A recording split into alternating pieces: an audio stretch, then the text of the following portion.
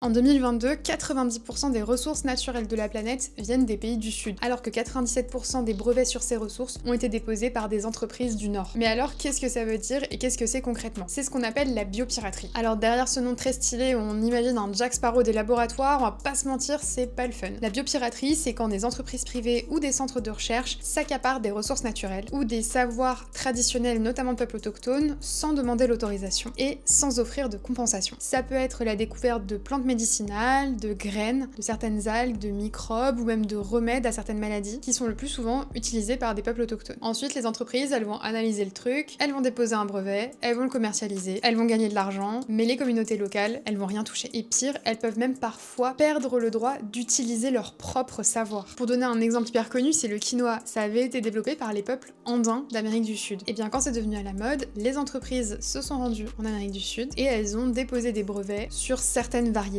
pendant que les communautés locales avaient encore du mal à partager leur savoir. Et même certains vont jusqu'à dire que c'est une continuité de la colonisation. En fait, le fait de s'accaparer ces ressources-là, ça a toujours été fait. Et c'est pour ça qu'aujourd'hui, il y a quand même des règles internationales qui vont essayer de temporiser ça, voire même de l'empêcher et de le sanctionner. On pense notamment au protocole de Nagoya qui date de 2010. Il va régir l'accès aux ressources en général et compléter la Convention sur les ressources biologiques de 1993. Alors bien évidemment, il y a toujours eu cette question de à qui appartient le vivant, à qui appartient ces ressources naturelles qui sont laissées là. Normalement, elles devraient n'appartenir à personne et bénéficier à tout le monde. Mais pourtant, la biopiraterie continue.